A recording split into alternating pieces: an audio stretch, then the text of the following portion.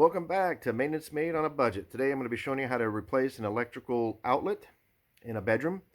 The reason for this is the outlet has no power, but as you can see, got an issue here. It's not flush to the wall. But before I get any further with this video, I just wanted to say that please make sure that all safety precautions are met.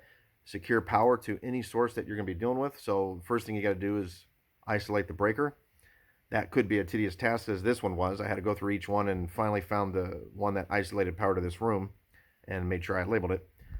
But if you like videos and you like how-to videos and save money on not hiring an electrician, then please hit the like button and subscribe to my videos, because that's what I do. I do a lot of videos on self-maintenance, do-it-yourself type repairs that are on a budget.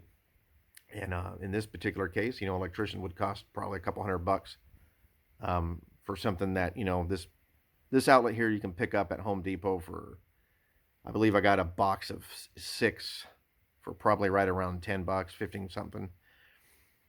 So yeah. Anyways, we'll get started. First thing you're going to do, like I said, is make sure that the breaker's isolated. So you'll need to have a tester. In this case, I have one of these plug-in testers, and you plug it in. And you'll want to make sure that it doesn't light up. If it had power, then you'll have either the orange lights that light up or a reddish orange, darker red color here that would tell you that it's grounded. But as we can see, there's no power. Another thing you can do is you have like a pin looking tester, and you just click the power to that green light comes on. I don't know if you can see that. And then you plug it in. And if there was power there, it would light up and beep like crazy. And there's nothing going on. So we know there's no power. If you didn't have either one of those items, plug in something like a wall heater, for example. I know for sure this works because I seen that they were using it before I came in here and started looking for breakers. So I'm just going to plug it in. And yeah, no working. No working. And I do apologize for the lighting. Obviously the power secured the lighting to the room. So, all right. All right, so like I said, first thing we'll do is make sure that the breaker's isolated. I will show you what that looks like right now. That's the breaker there in the off position. All right, so now we're going to take the cover off. I already verified the breaker was off. So this is a flat tip screwdriver. And this, obviously there's something wrong with this thing. And then these 2 screws are Phillips. And yeah, it's let's see what's going on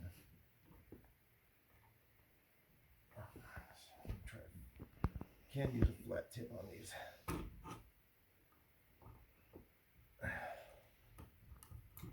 Okay. So yeah. Oh, lovely. All right. Now, you have black and you have white. Black is the power, the hot. Just going to make sure there's no power. I'm going to use this again. And no BBs. We're good. Okay. So black is always going to be on the, I don't know if you can see that. So you have a silver side. You have a green one for the ground. And then you have the gold side. Gold side is always going to be the black wires. That's the power, the hot wires, the hot power coming in. Usually you're going to want 15 to 20 amp protection. All these are 15 amps, so go to the Home Depot is where I normally go for these types of things, and usually the assistants will show you exactly what type to get if you're unsure what to get. But if it goes up to 20 amps, you're protected. So 15 to 20. Okay? So we're going to go ahead and take this one off. It doesn't really matter what side. My Phillips head is too small. And if you want to zoom in on that, are you there?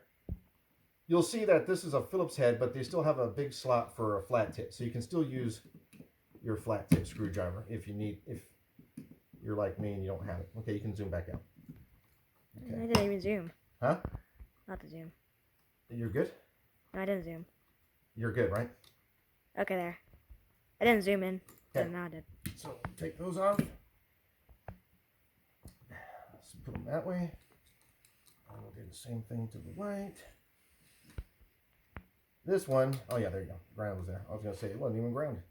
So I suspect the problem with this outlet is just the fact that maybe something was loose, because as you can see from the beginning, it wasn't properly mounted into the wall.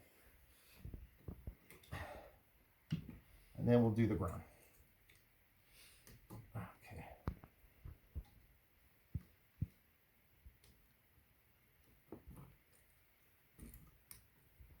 Okay. All right. Now we'll get started.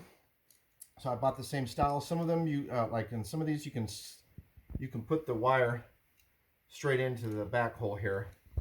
And then also, if you forget that, oh, gold or silver or what side am I supposed to do here? If you look at the back, you'll see here it says white blanco. So it's obviously Spanish white, right? So your white wire will go on this side. It's hard to see on the camera, but all of these outlets will say on the back, just in case you forget. All right, so what we're going to do is go ahead and slip these around. Go ahead and pause. Action. All right, so to do these, grab a needle nose and just make a little loop like that. And then stick it on there. And then just tighten it down.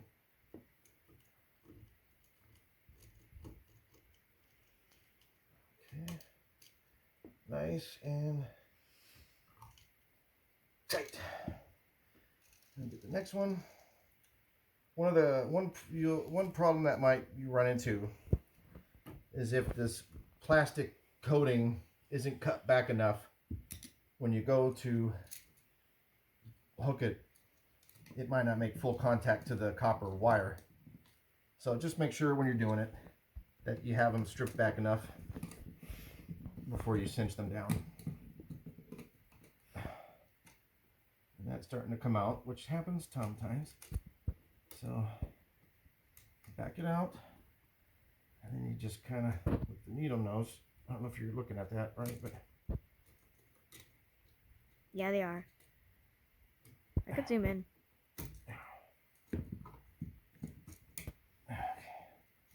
Right, and then we'll, oops, tighten that down. This is definitely one of my least favorite things to do,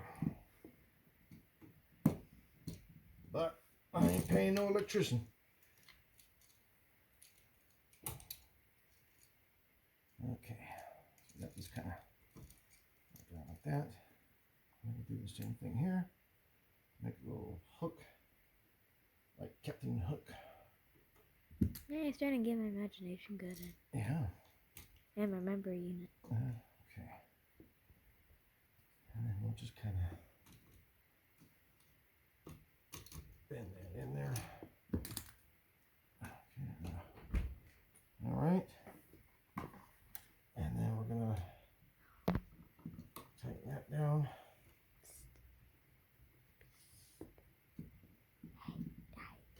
Okay.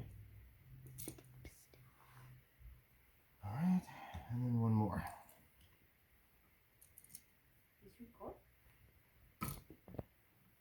Yeah, you're recording. Okay.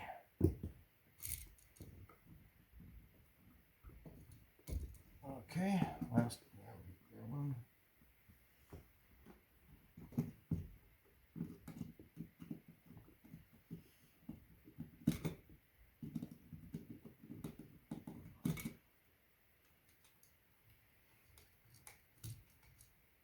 All right. Last but not least, the ground wire. Okay, so we got the ground wire on. So white on the left, or silver, black on the gold. And then when you want to get this in, you just kind of carefully, squeeze it in there and work it back into the housing. And then we're going to get the screws lined up.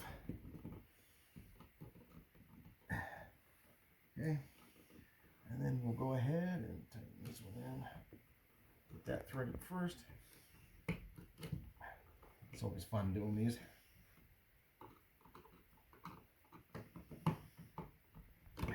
I'm being sarcastic, of course. Like I said, I do not enjoy any of this. Why? Just pain in the butt. Oh, okay. Yeah. But a little bit of a pain in the butt saves a lot of money. You know what I mean? No, I don't. You don't know, huh? Oh, yeah. Oh, you don't have to pay an electrician. Exactly. Cool. You're learning. You're learning real quick.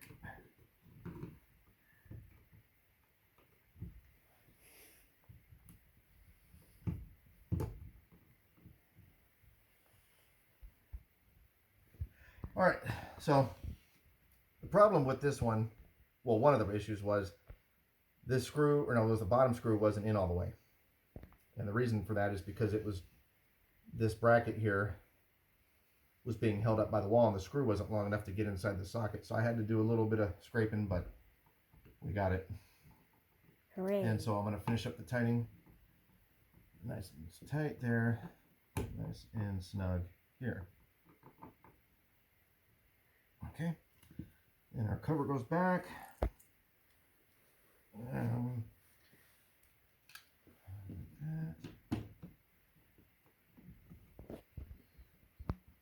we will now, whoops, oh boy. Like I said, so much fun. Yeah, sarcastic boy. Okay, all right, and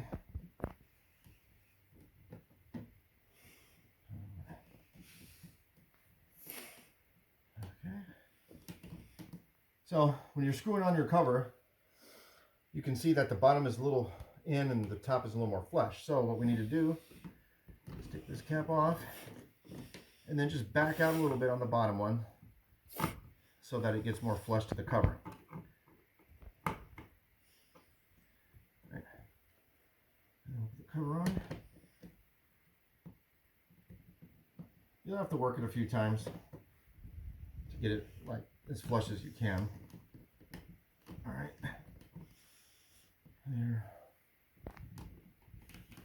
Here we go. Okay, and then the last thing I'm going to do is turn the power on and we'll see if we work. Okay, got our power. So you can see here, you got the two yellow lights. That means we got good brown.